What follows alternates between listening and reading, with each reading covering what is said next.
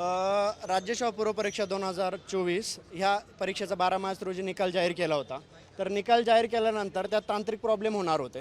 तर त्या अनुषंगाने 2 दिवस अगोदर मी आयोगाला मेल केला होता की रिझल्ट लावताना तांत्रिक दृष्टीने EWS आणि ओपनचा कट ऑफ सेम लागू शकतो, जे की इतर बहुजन आणि समाज कल्याणाच्या 2 परीक्षा जाताना MPSC चुका झाल्या होत्या.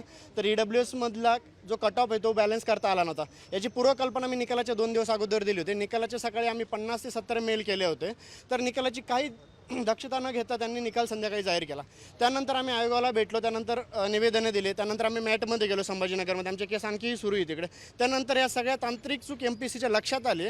MPSCने रिझल्ट रिवाईज केला, आम्हाला 318 मुलांना इन केलं. त्याबद्दल आम्ही आयोगाचे आभार मानतो. पण जो 18 ते 20 दिवसाचा जो कालावधी होता ते आमची काही चूक नसताना 318 मुलांना 20 दिवस आम्ही कॉम्पिटिशनच्या बाहेर होतो. जो जुना सिलेबस असल्यामुळे कोणी 20 दिवस अभ्यास केला, कोणी संभाजीनगरला जाते, कोणी CMला भेटतं, कोणी MPSCला भेटतं. या सगळ्या फेऱ्यामध्ये 20 दिवस आमचा नाहक आम्हाला त्रास झाला. त्यानंतर 20 दिवसानंतर टच तुटल्यानंतर तुम्ही म्हणताय 7,500 पोरांसोबत 318 पोरांनी अभ्यास करावा आणि कॉम्पिटिशन करावे.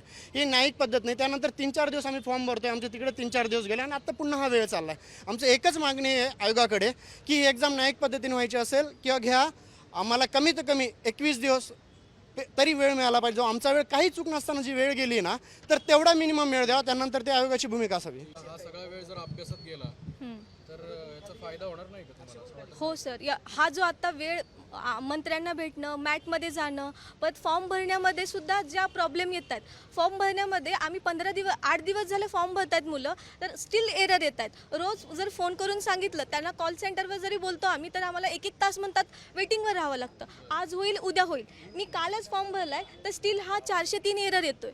आणि मला काल सांगितलं जाते की सोमवारी तुम्ही एकदा परत ट्राय करा.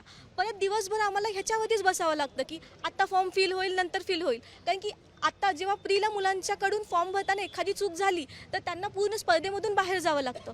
तर आता हे मेन टप्प्यावर आल्यानंतर जर आमच्याकडून काही चूक झाली तर आम्हाला परत त्यातून प्रोसेसमधून बाहेर काढलं जाईल. त्यामुळे आमचं 50% लक्ष इकडे आहे, 50% लक्ष अभ्यासावर आहे. सिलेबस आहे आमचा 10 ते 15 पेजेसचा आणि तो आम्ही फक्त 20-25 दिवसामध्ये कव्हर करणं हे म्हणजे माणसाला तरी हे शक्य नाही आहे. त्यामुळे आमची एवढीच मागणी आहे की आयोग आतापर्यंत जेव्हा रिझल्ट लावल्यानंतर जे 45 दिवस मुलांना देतं तेवढं आम्हाला द्यावं आणि सगळ्यांसोबत फेअर कॉम्पिटिशन करण्याची आम्हाला एक चान्स द्यावा. एवढीच आमच्या आयोगाकडून मागणी आहे. देश विदेशातील प्रत्येक घडामोडींचे लाईव्ह अपडेट मिळवण्यासाठी आता साम टीव्हीच्या सर्व सोशल मीडिया प्लॅटफॉर्मला लाईक, फॉलो आणि सबस्क्राईब करा. तसंच सर्व नोटिफिकेशनसाठी बेल आयकॉन प्रेस करायला विसरू नका.